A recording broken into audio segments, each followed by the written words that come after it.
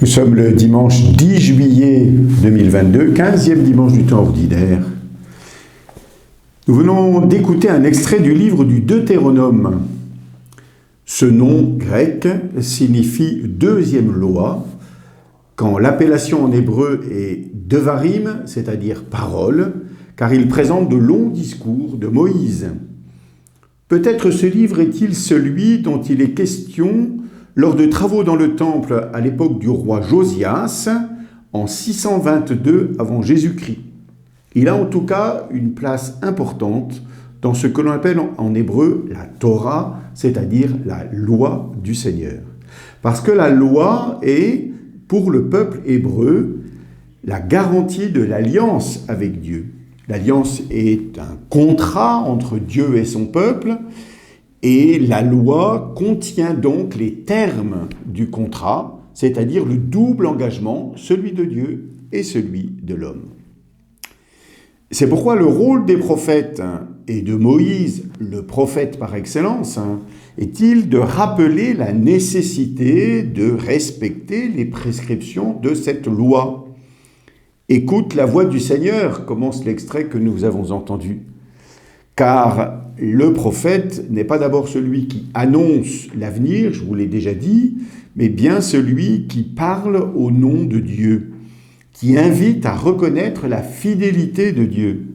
Il est donc aussi celui qui appelle le peuple à la fidélité en retour, d'où cette demande instante « Reviens au Seigneur ton Dieu de tout ton cœur et de toute ton âme ». Nous savons en effet combien l'être humain peut être inconstant dans ses engagements. Comme le dit un psaume, l'homme, cœur double, lèvres menteuses. Or, la loi du Seigneur vient baliser la vie humaine, sa vie personnelle et sa vie sociale, avec notamment les 10 commandements. Pour ne pas décourager ses auditeurs, Moïse montre combien cette loi est facile à observer, car elle n'est pas hors de portée, loin dans le ciel ou au-delà des mers. Elle est dans ta bouche et dans ton cœur. Cela veut dire qu'elle est inscrite dans la personnalité humaine. Voilà pourquoi l'Église parle de loi naturelle, pour montrer que l'alliance première est celle de la création.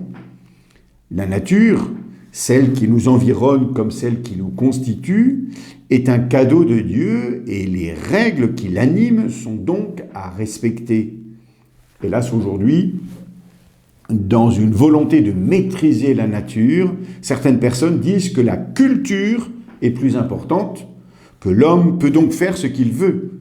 En fait, il se prend pour Dieu, alors que la loi de Moïse vient le remettre à sa juste place.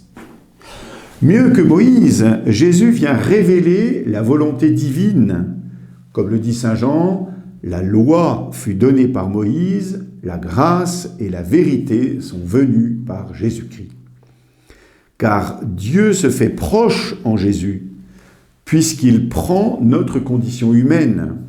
Saint Irénée, évêque de Lyon au IIe siècle, explique « Dieu s'est habitué à habiter en l'homme pour que l'homme s'habitue à habiter en Dieu. » Et Jésus commence à annoncer l'imminence du royaume de Dieu en appelant justement à la conversion.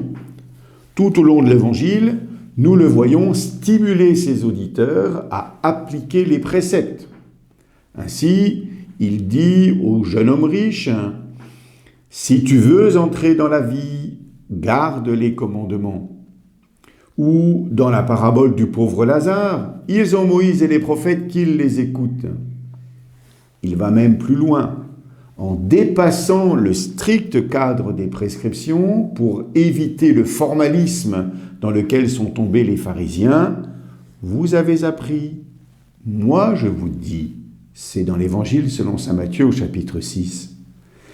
Et il donne aussi le résumé des différents commandements à travers ce que nous appelons la loi d'amour. Tu aimeras le Seigneur ton Dieu de tout ton cœur et ton prochain comme toi-même. Surtout, Jésus montre qu'il est possible de vivre cette loi nouvelle, d'abord en la vivant lui-même. Partout où il passait, il faisait le bien, dit saint Pierre dans les Actes des Apôtres. Ensuite, en donnant l'Esprit Saint, dont saint Paul écrit que c'est par lui que l'amour de Dieu a été répandu dans nos cœurs. C'est pourquoi Jésus se présente comme le chemin, la vérité et la vie, et c'est par les sacrements que nous devenons capables de vivre cette loi nouvelle. Par le baptême, nous plongeons dans la vie du Christ, par l'Eucharistie, nous la nourrissons, par la confirmation, nous la stimulons, par la réconciliation, nous la restaurons. En nous laissant habiter par le Christ, nous comprenons que cette loi qu'il nous donne est dans notre bouche et notre cœur.